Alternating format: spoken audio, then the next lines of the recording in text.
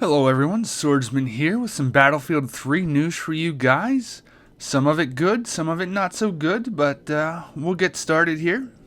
To introduce this video, this is the only game you'll see from me at this point from the Xbox 360. It's the only game I actually recorded and kept around. I did not play too much on the Xbox 360. Those of you that are well aware that the Xbox version had a lot of bugs that could not get patched in, such as the falling through the ground thing that kind of disappointed me a little bit.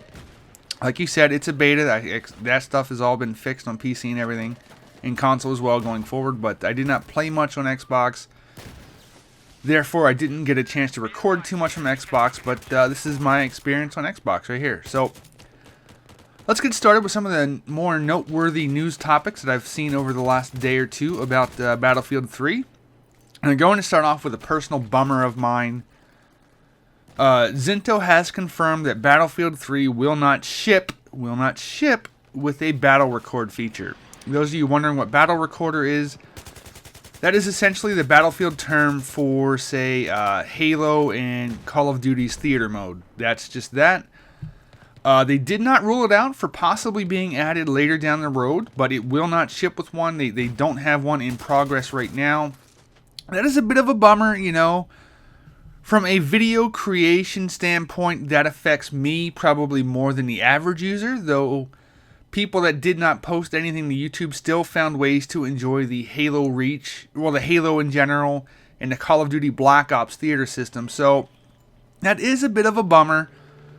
I know a lot of us were holding out a little bit of hope that that might be a surprise they were going to drop on us closer to release, but you know, it's not in the cards right now, but they will not rule it out for future development. So here's hopeful, and hoping for that can come to pass later on down the road. It would be very cool to see that. On the competitive side of things, Battlefield 3 will support a spectator mode for private matches and I think private matches. So that is good news for those of you that are hoping for MLG and game battles type things where there will be a viable spectator mode built into the game that it will ship with, so that should be good news there for you guys that are into that. Not so much my cup of tea, but it is definitely worth noting that spectator mode is working and will be ready for the final release. Next up would be another bit of a bummer that really affects me personally. I don't know how much it will affect you guys, maybe not at all, maybe a little bit, but this is again mostly a PC player thing. And that is the fact that they have confirmed that it is once again, well, as has been expected / predicted / feared, that Battlefield 3 will be limited to one soldier per purchase of Battlefield 3 in Origin account. That to me, frankly, it pisses me off a little bit. You know, that is a bummer. I know it affects me more than some of you guys. Again, it is limited to PC because Xbox never really had this, but in past Battlefield games, you could have multiple soldiers, which was very useful.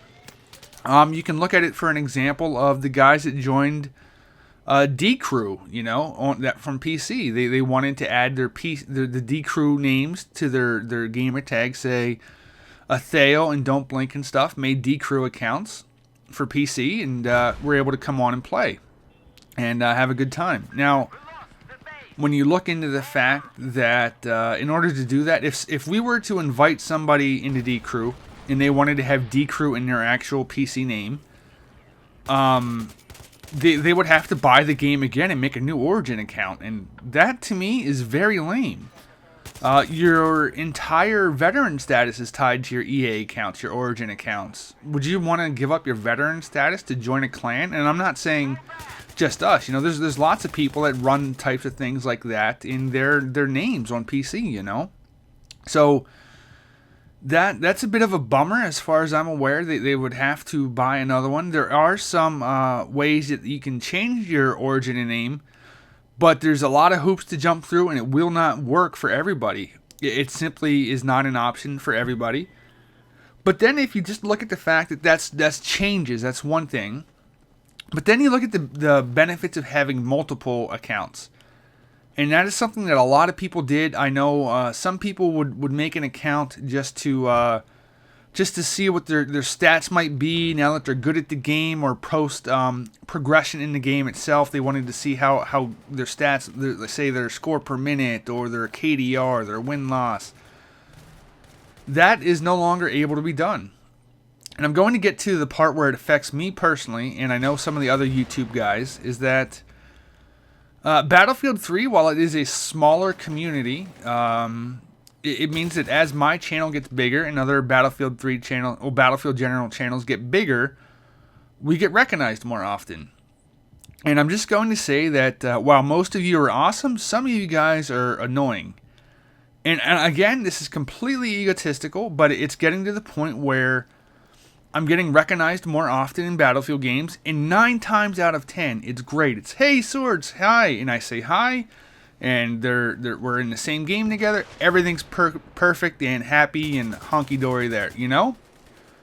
But then you get the people that they will follow you from server to server, and Battlelog makes this increasingly easy. That the sad reality is that if you want to know what server I'm playing on, you just look up my name on Battlelog, and it will tell you if I'm playing. It will give you the option to join whatever server I'm on. I cannot hide from this. I cannot avoid this. I cannot disable that. If somebody wants to follow me around from every PC server I'm on and just knife me in the back, teabag me, whatever, just hound me in the chat, they can do that.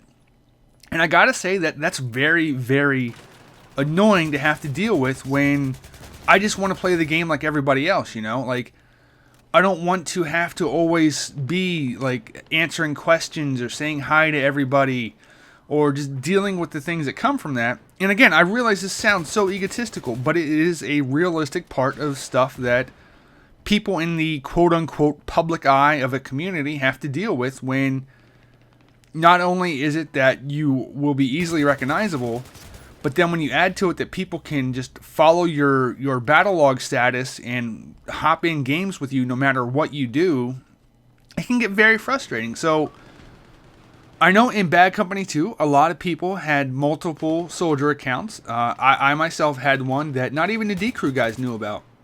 I didn't record to it. I didn't type in chat with it. Well, the little things, you know, like calling things out or whatnot and saying thanks. You know, but nobody knew it was me. I was able to play just like anybody else. I wasn't hassled with anything. I wasn't having anybody coming up being obnoxious to me because of who I was, not what I was doing in the game, you know. So the fact that I cannot do that in Battlefield 3 is very disappointing.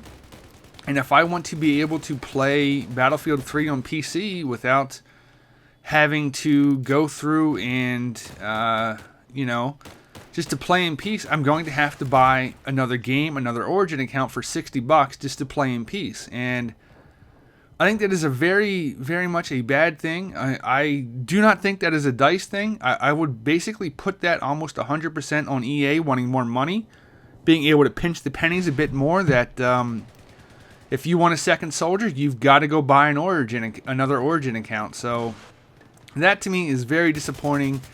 One of the more disappointing things with Battlefield 3 right now, I mean, I don't know, it's just good sometimes to be able to, I don't know how I didn't get any kills there. I swear to God, I should have gotten at least 2.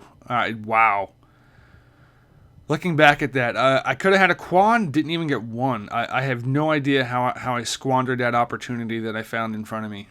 I don't know if my shots weren't registering or what, but wow. Just seeing that now in the playback windows, wow. Anyway, that will affect PC players. There is no secondary soldiers. It affects myself and others more than some people might think.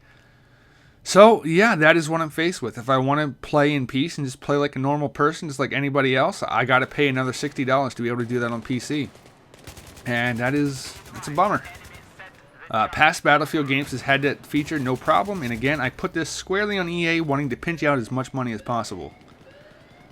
God, I hate EA and Activision. They make it so hard to enjoy gaming, don't they? Another bit of news I wanted to cover was the damage models that Demise was generous enough to give us for the base damage of assault rifles. And because a lot of people were wondering what the damage models are going to be in Battlefield 3 whenever the damage bug itself no longer exists. And he's made it very clear that For assault rifles now, the base damage, the maximum damage up close will be 34 damage with an assault rifle. Now, is this just one assault rifle he meant, or is this all assault rifles? You know, it's hard to say.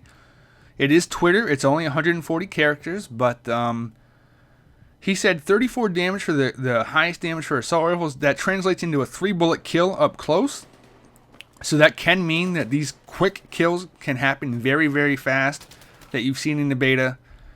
And so that, I don't know, the assault rifles in Bad Company 2 certainly weren't that fast, but he did say that the damage can drop off down to 16.7, going from memory here, which essentially translates into a 6-bullet kill with an assault rifle from the absolute farthest range. So the tricky part for balance here is how quickly does that damage drop off, you know?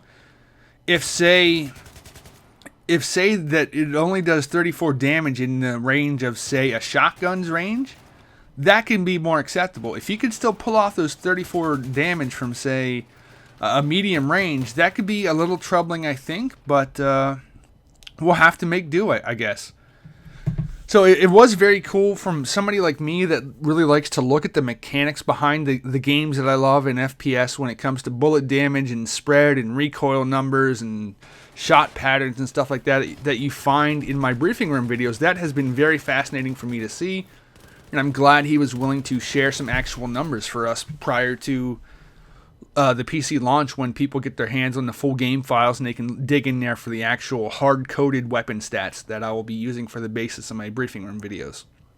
Alright, so that does about do it for the news I wanted to cover. No battle recorder. Spectator mode is in. Oh, one more thing. It has been confirmed that flashlights have been nerfed since the beta. They will no longer be as bright as they are. That was a change that happened before the beta. So I guess everybody's complaining about them was a bit all for nothing because they were already well on top of that. Personally, I didn't think they were such a big deal. I mean, if it's dark, it makes sense they'll be bright, but sometimes in the daylight, in the actual brighter areas, they seemed a little bit too powerful. I don't know. We'll see how much they tone them down, and they should fall in line with the laser pointer type deal, so hopefully that'll be taken care of. I went 26-13, I think, here on Xbox. Operation Metro, of course, defending. Rush plays very well on Xbox, I think, glitches aside. So I'll probably enjoy Rush quite a bit on Xbox, or 24-man servers on PC. Alright guys, let me know what you think of that news, and if you enjoyed the video, feel free to thumbs it up. Take care, I will see you guys next time.